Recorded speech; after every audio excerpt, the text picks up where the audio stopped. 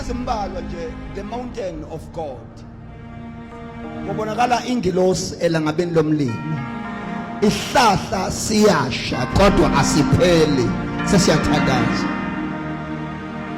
Uthi uMose ke akake phambuke ke manje. Ngiyobona ukuthi yini lena engiyibonayo. Lesihlahla siyasha kodwa asipheli. Kodwa into la esinikeza i-background yendaba yami ukuthi the bush was on the mountain of God. Uyaqapha zonke izihlahla ezisentabeni kaSomandla uma sekhona imlilo noma zingasha kodwa iphele.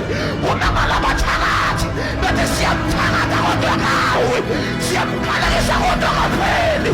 Isihlahla sasentabeni kaSomandla. I just wanna say, Father, thank you now.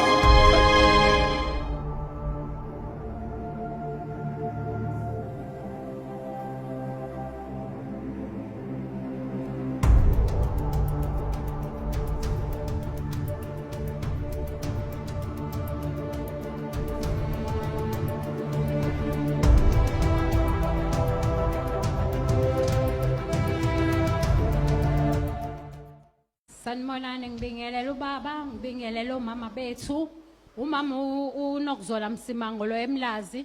Ngizobonga ilitshe lika baba elingisindisile ngolosithathu. Ngabe ngifakazile izolo, kwasho ukuthi bokugcwele izolo isikhathi besisincane.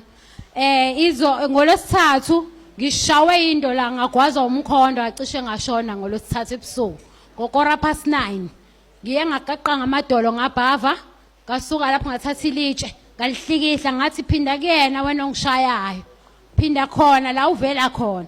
Ngaphuza amanzi angcwele, hayi bandla ngiye ngatotoba ngavuka, ngiyaphila namhlanje ngegama lika Jesu Kristu waseNazaretha. Amen.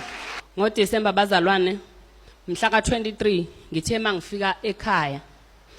Ngafika ekhaya bangcwele kwaba khona lento engihluphayo ngoba uNkulunkulu khona lamandla engiphe wona ngase ngiyephuca wona ngwazi ukuthi ngiyephuca ngibana ngimbonanga. Kwafika bangcwele kuba mangikhuleke kwasho ukuthi ngangenayo iproduct kodwa itshe lami lalikhona. Ngafika ekhaya ngathi ingane ithatha amanzi ngebhakede ngafaka itshe lami ngakhuleka ngafaka ummese ngaphuma lapho ngachela igcike lonke ngaphuzisa wonke umuntu osegcekeni. Emveni kwalokho bazalwane kuthiwa ngo-12 ebusuku ingane kadadewethu izithwele yashawa ilento okuthiwa impundulo bazalwane. Cabanga umuntu ezoshawa isilwane ethwele nenyanga eziwu8. Ngathatha itshe lami ngambambisa lona. Sakhuleka bangcwele wakhashaza. Waphuma uma wakhe wabaleka ngasala mina naye. Wakhashaza maqede wathula kwangathi uyaphela ezandleni zami. Ngaphuma abazalwane ngame eminyango ngabheke ezantsi ngathi uNkulunkulu kababa umprofeti uma ngabe hamba lo mntwana mina sengumemezile kuyosho ukuthi awukho. Ngasuka lapho bangcwele ngahupha uma wakhe ngoba wayesebaleka ngazi noma ingqondo ayisihamba.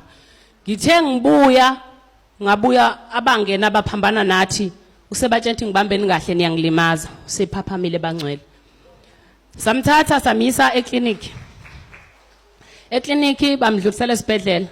Esibhedlela kwafika kwathiwa uzohlinzwa akhishwe umntwana ngoba kuyabonakala ukuthi lento usho ukuthi udlikize kakhulu. Ngathi mina asoza hlinzwe umntwana nje udadewethu asoza hlinzwe.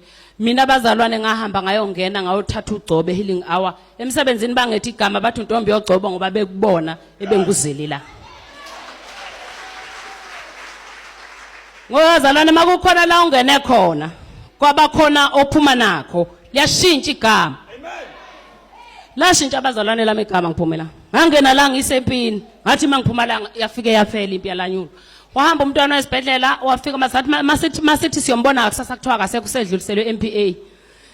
MPA asamthola ocingweni. Kuthe makufanele ukuthi awuhlinzwa wathi udokotela no angizukwazi ukumhlinza kuzofanele izoyiphumela lengane yebo akaboni lutho kodwa yona izophuma. Ngahamba ngisuka esibhedlela ngedlula kaNongoma eoffice.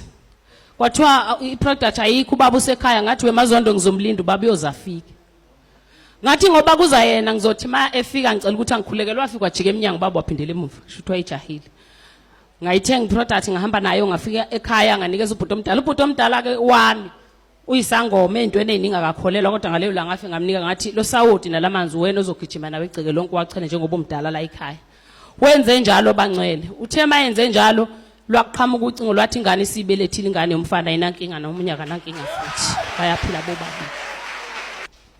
I greet the congregation in the name of Jesus Christ. Ngibingelela inkosi yama healing hour umprofeti Indwandwe kakhulukazi. So you guys, I joined this congregation in November last year.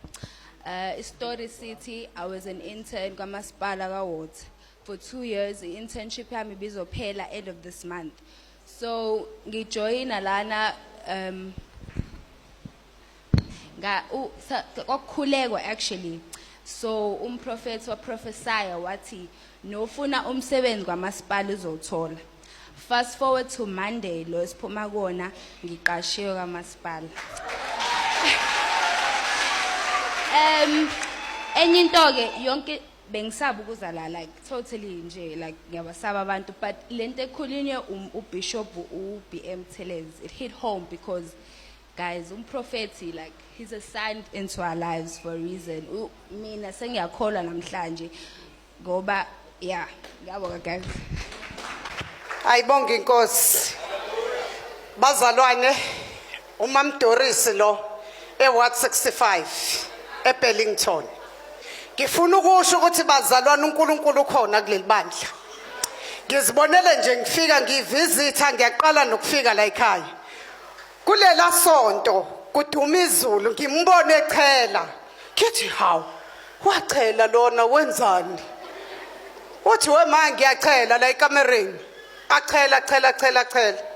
Uma ngilele ebusuku kufika ubaba uNdwandwa ngimazi ngiyaqala nqa umbona umfundisi weni.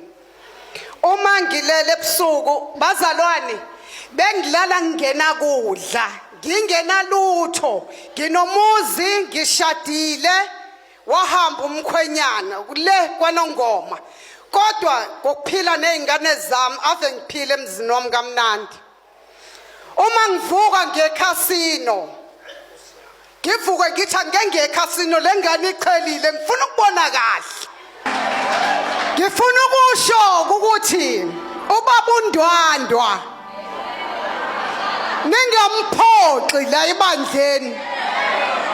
Uma ngivuka ngekhasino bengeke ngithatha u800 nje ngihola u2000 emsebenzini bengiyisupervisor ngaxoshwa kwathi ngibuyele ekitchen ngiyopheka ngisebenza kwaMasipala.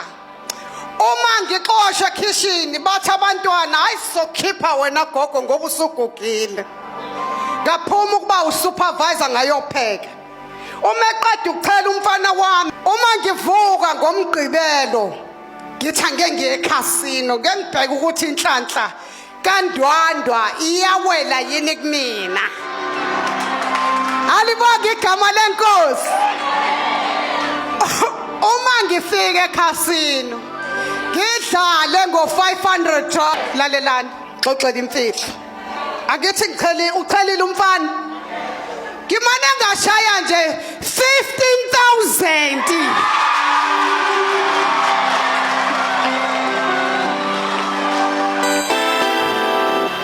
Akaphiwa udumo uNkulunkulu bazalwane.